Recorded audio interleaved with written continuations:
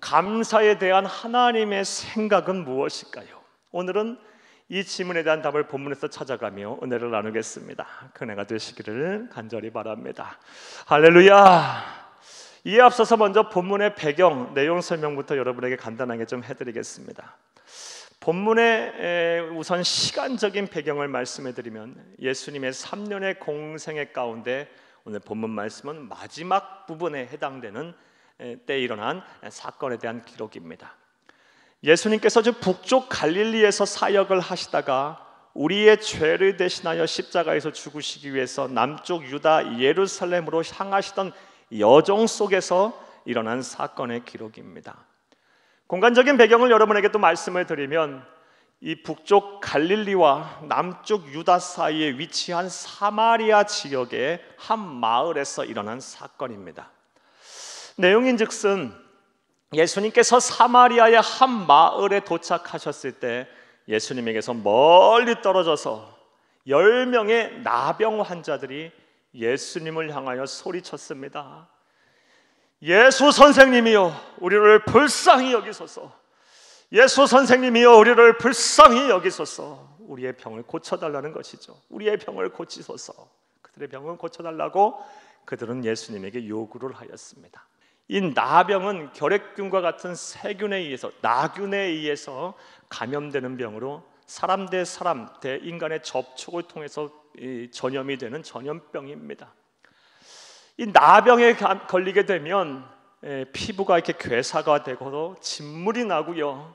그리고 얼굴과 손발의 조직들이 변형이 되고 막 떨어져 나갑니다. 심하면 마비가 오고 죽음에 이르는 무서운 병입니다.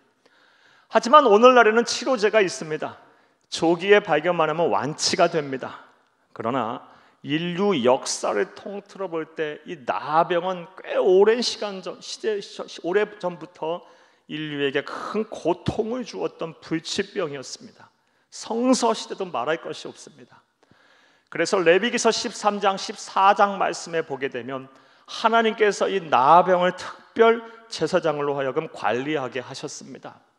나병 환자가 발생하게 되면 이 나병 환자는 사회적으로 격리를 시키고 제사장들이 이 나병 환자들을 관리하게 하셔서 사회 공동체 안에 이 나병이 퍼지지 않게 우리 주님께서, 하나님께서 단속 명령을 하셨습니다. 그런 의미에서 이 10명의 나병 환자들이 예수님에게 가까이 다가오지 못하고 멀리 떨어진 상황에서 예수님에게 소리를 친 것입니다. 예수 선생님이여, 우리를 불쌍히 여기소서. 예수 선생님이여, 우리를 고치소서 하면서 이렇게 소리를 쳤던 것입니다. 오늘 본문 말씀 14절 말씀에 보게 되면 예수님께서 이들의 음성에 귀를 기울이셨습니다. 그리고 불쌍히 여기셔서 말씀을 하셨습니다. 가서 너희들의 몸을 제사장들에게 보이라. 즉 병이 나았음을 선언하신 것입니다. 할렐루야. 그리고 이 선언의 말씀을 듣자 그들은 믿음이 생겼습니다. 그래서 뒤도 돌아보지 아니하고 제사장들에게 향하여 갔어요. 그런데 제사장들에게 가기도 전에 이미 깨끗하게 고침을 받았습니다. 할렐루야. 사랑하는 여러분, 무엇이 그들에게 이런 하나님의 은혜를 누리게 하셨나요? 믿음이에요. 믿음은 기적을 낳습니다. 사랑하는 여러분, 말씀을 들으시는, 예배를 들으시는 분들 가운데도 삶의 문제로 인해서 고통받고 계신, 어려움 속에 계신 분들이 많이 계시라고 봅니다. 가정에 막혀있고 묶여있는 문제로 인해서 여러 심적으로 고통을 겪고 계신 분들이 많이 계시리라고 봅니다. 믿음을 가지시기를, 하나님을 향한 믿음을 가지시기를 간절히 주의 이름으로 축복합니다. 하나님은 그 어떤 문제보다도 크시고 그 어떤 어려움도 다 해결할 수 있는 전지전능하신 분이십니다. 우리가 믿음을 가지고 기도하면 반드시 일하실 것입니다. 할렐루야. 자, 그런데 오늘 본문 말씀을 보게 되면 그 이후에 이제 문제가 발생합니다. 10명의 나병 환자들이 깨끗하게 고침을 받았는데 단 한 사람, 유대인들이 개와 돼지처럼 여기고는 이방인인 사마리아인을 제외하고 다른 9명은 즉시 예수님에게 달려와서 감사하지 않았습니다. 오직 한 사람, 사마리아 사람 한 명만 바로 와서 예수님에게 감사를 했어요. 그리고 이러한 그들의 모습에 예수님은 매우 섭섭해 하셨습니다. 그러면서 사마리아 사람을 향하여 말합니다. 다른 9명은 어디 갔느냐? 10명이 다 깨끗하게 고침을 받지 않았느냐? 그런데 왜 너 혼자냐? 매우 감사하지 않음에 섭섭해 하셨어요. 그리고 즉시 와서 감사하러 온 이 사마리아 사람을 향하여 복을 허락하셨어요. 더 큰 은혜를 주셨어요. 믿음을 보시고 믿음으로 인하여 구원을 받았다라고 구원을 선포하셨습니다. 자, 여기까지 이제 본문의 내용이에요. 자, 이러한 배경과 내용을 바탕으로 이제부터 생각을 해보겠습니다. 감사에 대한 하나님의 생각은 무엇일까요? 하나님은 감사에 대해서 어떠한 생각을 갖고 계실까요? 자, 이제부터 따라 하시겠습니다. 첫째로, 감사를 뒤로 미루어서는 안 된다는 것입니다. 이것이 바로 감사에 대한 하나님의 생각입니다. 감사의 조건이 생겼으면 감사를 즉시 해라, 뒤로 미루지 마라. 이것이 바로 하나님이 감사에 대해서 생각하시는 바입니다. 우리가 본문을 보아서 알듯이 또 말씀드려서 알다시피 10명의 나병 환자들이 다 깨끗함을 받았습니다. 하지만 한 사람 사마리아인을 제외하고 다른 9명은 즉시 달려와서 감사하지 않았습니다. 그들이라고 왜 예수님에 대한 감사가 없었겠습니까? 물론 감사하는 마음이 다 있을 것이었습니다. 하지만 아마도 제사장들에게 먼저 가서 자신들이 완치되었음을 보이는 것이 먼저라고 아마 생각을 했을 것입니다. 또 누군가는 오랫동안 만나지 못했던 가족들과 만나서 이렇게 회포를 풀고 또 서로 만나는 것이, 기쁨을 누리는 것이, 가족 간의 만남을 갖는 것이 먼저라고 아마 생각을 하였을 것입니다. 그러나 분명한 사실은 그들의 그러한 모습에 우리 예수님은 섭섭해 하셨다는 것입니다. 마음 아파하셨다는 것입니다. 오늘 본 말씀 17, 18절을 함께 읽겠습니다. 예수께서 대답하여 이르시되 10사람이 다 깨끗함을 받지 아니하였느냐? 그 9은 어디 있느냐? 이 이방인 외에는 하나님께 영광을 돌려 돌아온 자가 없느냐 하시고, 이처럼 하나님은 감사할 일이 생겼을 때 감사를 뒤로 미루는 것을 아주 싫어하십니다. 감사를 즉시 하지 않을 때 섭섭해 하십니다. 이것이 바로 감사에 대한 하나님의 생각입니다. 그렇다면 왜 하나님께서는 감사를 이렇게 뒤로 미루는 것을 싫어하실까요? 왜 섭섭해 하실까요? 그 이유는 여러 가지 이유가 있을 수 있겠지만 분명한 이유는 다음과 같습니다.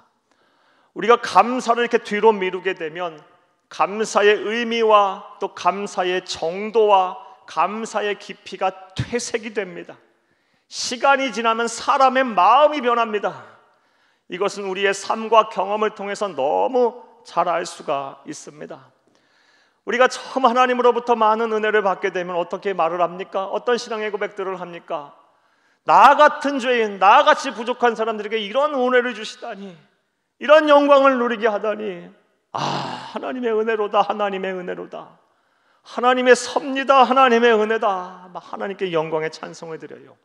하지만 즉시 감사를 이렇게 하지 않고 피 미루고 이 감사하는 마음을 뒤로 이렇게 감사를 표현하는 것을 뒤로 미루다 보면 어떻게 사람이 돼요?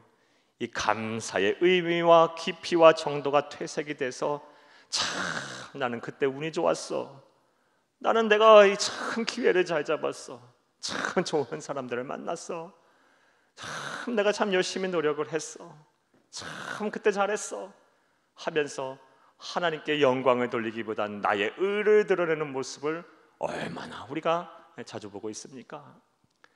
사랑하는 여러분, 감사할 일이 생겼으면 즉시 하나님 앞에 감사를 표현하시기를 간절히 주의 이름으로 축복합니다. 자, 그렇다면 왜 우리가 또 생각을 해보겠습니다. 왜 감사를 이렇게 뒤로 미루게 되면 우리의 마음이 변하고 생각이 변하고 감사를 잃어버리게 될까요? 그 이유는 우리가 감사를 뒤로 미루는 순간 그 틈을 비집고 들어와 우리의 감사를 방해하는 최대의 적인 사탄 마귀가 우리에게서 감사를 빼앗아 가기 때문입니다. 영적인 의미로 볼 때, 다시 말해 영적인 의미로 볼 때 영적인 공격이 시작된 거예요.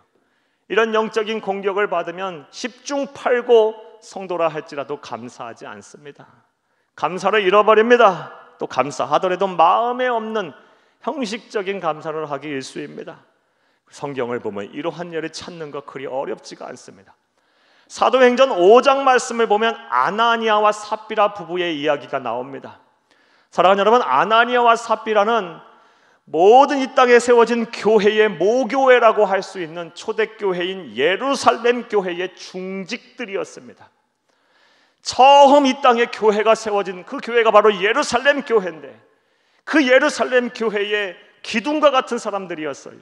분명 예루살렘 교회의 중직들이고 기둥 같은 사람들이었기에 그들 또한 하나님의 넘치는 은혜를 받았을 거예요. 수많은 성령 체험들을 했을 거예요. 얼마나 감사가 넘쳤겠어요. 그런데 그들은 이 마귀에게 틈을 주었어요. 사탄 마귀에게 틈을 주었어요. 그래서 사도행전 5장 1절에서 3절 말씀에 보게 되면 밭을 팔아서 하나님 앞에 감사를 표현하라고 분명 마음을 먹었는데 3절 말씀에 보면 욕심이 생겨서 성령 하나님을 속이고 일부만 하나님 앞에 드리게 됩니다. 마음이 변한 거예요. 그리고 이러한 모습을 우리 하나님은 너무 잘 알고 계셨어요. 성령을 속인 죄로 그들은 즉사하게 되고 패가망신하게 됩니다. 사랑하는 여러분, 이제 여러분에게 권면의 말씀을 드리겠습니다. 하나님께서 여러분에게 감사할 일들을 여러분에게 주셨으면 뒤로 감사를 미루지 마시고 감사를 하나님 앞에 표현하시기를 간절히 주의 이름으로 부탁을 드립니다. 감사를 뒤로 미루지 말라. 이것이 바로 감사에 대한 하나님의 생각입니다. 또 둘째로, 감사에 대한 하나님의 생각은 무엇일까요? 따라 하시겠습니다. 둘째로, 감사가 믿음의 척도라는 것입니다. 감사가 믿음의 척도라는 것입니다. 사랑하는 여러분, 오늘 본문 말씀에 즉시 예수님에게 돌아와 하나님 앞에 감사를 표했던 사마리아인을 향하여 예수님은 놀라운 말씀을 하십니다. 오늘 본 말씀 19절을 함께 읽겠습니다. 그에게 이르시되 일어나 가라, 네 믿음이 너를 구원하였느니라 하시더라. 아멘.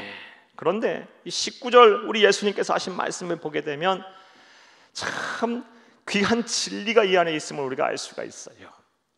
분명 이 예수님에게 즉시 돌아온 이 사마리아인은 예수님에게 감사를 표현한 것뿐인데 19절에 우리 예수님께서는 믿음을 보시고 구원을 은혜를 베풀으셨어요. 그러니까 우리 주님께서는 이 감사의 표현을 믿음의 표현으로 보셨다는 것입니다. 감사의 행위를 믿음의 행위로 보셨다는 거예요. 감사와 믿음을 동일시하고 계십니다. 다시 말해 감사를 믿음의 척도로 보고 계시는 것입니다. 이와 관련해서 20세기 미국이 낳은 최대 신학자라고 일컫는 기독교 윤리학자이자 정치 사상가이기도 했던 라이노드 니버가 다음 같은 말을 했어요. 성령의 사람인 사도 바울은 영원불멸의 신앙의 덕목인 믿음, 소망, 사랑이라는 덕목을 말했다. 그런데 여기에 반드시 추가되어야 할 필수적인 신앙의 항목이 하나 더 있다. 그것이 바로 감사다. 감사는 그 사람의 신앙을 나타내는 표준이 되며 믿음의 척도다라고 이야기를 했어요. 일리가 있는 말이에요. 마땅한 말이에요. 오늘 본 말씀을 통해서 우리가 확인할 수 있는 말이에요. 사랑하는 여러분, 그러하기에 감사는 내 사정이 좋아진다고, 내 형편이 좋다고, 하는 일마다 잘 된다고, 계획한 대로 잘 된다고, 염려와 근심이 없다고 하는 것이 아닙니다. 감사는 누가 하는 것이냐? 믿음이 있는 사람이 하는 것입니다. 저는 목사로 살면서 이러한 성도님들을 참 많이 보았습니다. 중환자실에 누워있고 또 중병에 걸리고 또 여러 항암 치료를 받고 또 막 수술을 하고 나서 회복의 단계가 있고, 이런 성도라 할지라도, 이런 어려움이 있는 상황 속에 할지라도 믿음이 있는 성도는 오늘도 나에게 생명을 연장해 주시며 감사해요. 나에게 이렇게 살아있게 해주셔서, 나를 이렇게 살아있게 해주셔서 감사해요. 나에게 이런 평범한 일상을 또 주셔서 감사해요. 내가 사명 감당할 수 있게 해주셔서 감사해요 하면서 하나님 앞에 감사하는 모습을 또한 많이 봤습니다. 사랑하는 여러분, 여러분들은 어떠십니까? 감사는 믿음의 척도입니다. 또 권면의 말씀 여러분에게 드리겠어요. 사랑하는 여러분, 이제 하나님 앞에 살아계신 하나님 앞에 여러분 믿음의 표현인, 믿음의 척도인 감사를 드리시기를 간절히 주의 이름으로 축복합니다. 감사를 표현함으로 여러분의 믿음을 하나님 앞에 보여드리시기를 간절히 주의 이름으로 부탁드립니다. 감사에 대한 두 번째 하나님의 생각, 감사는 믿음의 척도다라는 것입니다. 세 번째 감사에 대한 하나님의 생각은 무엇일까요? 따라 하시겠습니다. 셋째로, 감사가 은혜의 마중물이라는 것입니다. 감사가 은혜의 마중물이다. 사랑하는 여러분, 마중물의 뜻이 무엇입니까? 순수 우리말로 메마른 펌프에 이 물을 다시 끌어올리려고 하면 어떻게 해야 합니까? 처음 한 바가지 양의 물을 집어넣어야 돼요. 그것이 마중물이에요. 이 메마른 펌프에 처음 집어넣는 이 마중물은 그 양이 그리 많지 않아요. 한 바가지 정도만 불어넣으면 돼요. 그런데 이 마중물이 들어가고 펌프질을 하는 순간 지하수가 계속 끊임없이 나오는 거예요. 이처럼 우리가 드리는 감사를 하나님께서는 은혜의 마중물로 생각하셔서 더 큰 감사할 일이 생기게 하신다는 것입니다. 이게 바로 감사에 대한 하나님의 생각입니다. 이것은 오늘 본문 말씀 19절을 통해서 알 수가 있습니다. 우리 19절을 함께 읽겠습니다. 그에게 이르시되 일어나가라, 내 믿음이 너를 구원하였느니라 하시더라. 아멘. 사랑하는 여러분, 사마리아인은 즉시 하나님이신 예수님에게 달려와 감사하였더니 그것이 은혜의 마중물이 되어요 구원을 받았습니다. 구원의 은혜를 누렸어요. 더 큰 은혜를 누리게 됐어요. 그렇다면 여기서 말하는 구원이라는 것은 무엇을 말하는 걸까요? 이 본문 말씀의 구원에 뜻하는 헬라어 원어는 소조라는 단어입니다. 이 소조라는 단어의 원래 뜻은 완전히 새로워지다라는 뜻이에요.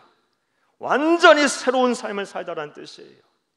그러니까 이 나병이라는 육체의 질병에서 고침받은 것에 대해서 감사하였더니, 즉시 달려와 감사하였더니 하나님께서는 그것이 은혜의 마중물이 되게 하셔서 더 큰 은혜를 부어주셔서 완전히 새로운 사람이 되게 하신 거예요. 즉 그리스도 안에서 새로운 피조물이 되게 하신 것입니다. 영혼까지 구원하셔서 하나님의 백성이 되게 하신 것입니다. 영생을 얻게 하신 것이에요. 사랑하는 여러분, 사람은 이렇게 새로운 피조물, 영혼까지 구원을 받아서 영생을 얻어야 완전한 치료, 완전한 회복, 완전한 구원에 이른 것입니다. 여러분 한번 가만히 생각을 한번 해보세요. 하나님이 우리에게 은혜를 부어주셔서 내 병을 고쳐주셨다고 한번 생각을 해봐요. 그런데 만약 병에서 고침을 받았다 할지라도 영혼까지 구원을 받지 못했다면 그것이 과연 축복이고 과연 진정한 복일까? 완전한 행복일까? 완전한 구원일까? 우리가 생각을 해봐야 돼요. 우리의 영혼까지 구원을 받지 못했다면 단지 우리의 죽음의 시간이 몇 년 연장된 거에 불과한 거예요. 1년이 됐든 2년이 됐든 10년이 됐든 20년이 됐든 30년이 됐든 우리의 죽음의 시간이 연장된 것뿐이지 결국 때가 되면 사람은 죽게 돼 있는 거예요. 영혼까지 구원을 받아야 죽음 이후에도 영생을 얻는 것입니다. 할렐루야! 그러하기에 여러분 드리는 감사가 은혜의 마중물이 되어 오늘 말씀을 들으시는 모든 분들이 한 분도 예외 없이 믿음 안에서 영생을 얻으시기를 간절히 주의 이름으로 축복합니다. 자, 사랑하는 여러분, 이제 또 권면의 말씀을 드리겠어요. 여러분의 드리는 이 감사가 은혜의 마중물이 돼서 더 큰 감사를 하나님께서 주실 거예요. 그러하기에 하찮은 것, 사소한 것에 대해서도 하나님께 감사하세요. 여러분 마음을 다하여 진심으로 감사하세요. 그러면 그것을 하나님께서 받으시고 그것을 통해서 하나님께서 감동하셔서 더 여러분에게 큰 감사할 거리들을 만들어 주실 거예요. 사랑하는 여러분, 이런 은혜와 실천이 여러분 가운데 있기를 간절히 주의 이름으로 축복합니다. 이와 관련해서 여러분에게 한 글을 하나 읽어드리려고 합니다. 제가 여러분에게 발췌해서 읽어드리려고 하는 글은, 저 서울에 있는 대학병원에 제가 진료를 받으러 갔다가 이 한 벽면에 붙어 있는 글이었어요. 이거를 보고 참 마음에 감동을 받아서 여러분 일부만 발췌해서 여러분에게 좀 읽어드리겠습니다. 이 제목은요, 감사가 감사를 낳는다라는 거예요. 감사가 감사를 낳는다. 여러분 읽어드리겠습니다. 때때로 병들게 하심을 감사합니다. 인간의 약함을 깨닫게 해주는 기회가 되기 때문입니다. 가끔 고독의 수렁에 버려진 자로서 급급하게 하심도 감사합니다. 그것은 주님과 더 가까워지는 기회가 되기 때문입니다. 계획한 일들이 틀어진 것도 감사합니다. 제 교만이 꺾이는 기회가 되기 때문입니다. 아들, 딸이 걱정거리가 되게 하셔서 감사합니다. 아내와 남편이 힘들어질 때도 있게 하셔서 감사드립니다.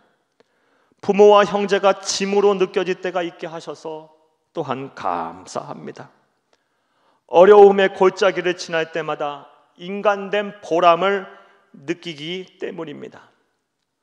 먹고 사는 것을 힘들게 하셔서 감사합니다. 눈물로 빵을 먹는 심정을 이해할 수 있기 때문입니다. 불의와 허위가 득세하는 시대에 태어나게 하신 것 또한 감사합니다. 하나님의 공의가 분명히 드러나기 때문입니다. 감사가 감사를 낳는다. 우리가 드리는 감사가 은혜의 마중물이 되게 하신다. 이것이 바로 감사에 대한 하나님의 생각입니다. 다시 한번 권면의 말씀을 드리겠어요. 여러분, 세상을 살면서 하찮은 것, 사소한 것이라도 하나님께 감사하세요. 그것을 통해서 하나님 더 큰 은혜를 우리에게 부어주실 거예요. 하나님은 사랑이세요. 하나님은 우리에게 더 좋은 것, 모든 것을 주고자 하시는 그런 마음을 가지고 계신 분이에요. 항상 우리의 감사를 기다리고 계세요. 이런 은혜와 실천이 저와 여러분 가운데 있기를 간절히 주의 이름으로 축복합니다. 이제 말씀 맺겠습니다. 오늘은 감사에 관한 하나님의 생각에 대해서 생각을 해봤어요. 피조물인 우리는 창조주 하나님의 생각과 뜻을 잘 알아야 오류가 없는 인생을 살게 되어 있는 것. 하나님의 뜻대로 사는 것만큼 완전하고 행복한 인생은 없는 거예요. 감사도 마찬가지입니다. 감사에 대한 하나님의 생각을 잘 알고 감사할 때 우리의 감사는 온전해질 것이고 하나님의 마음을 흡족하게 하는 감사가 될 것입니다. 먼저 감사는 뒤로 미루지 말라. 이것이 바로 감사에 대한 하나님의 생각입니다.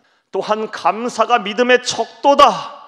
사랑하는 여러분, 말세가 되면 감사가 없는 세상이 온다 그랬어요. 지금 우리의 세상이 그러지 않을까 싶어요.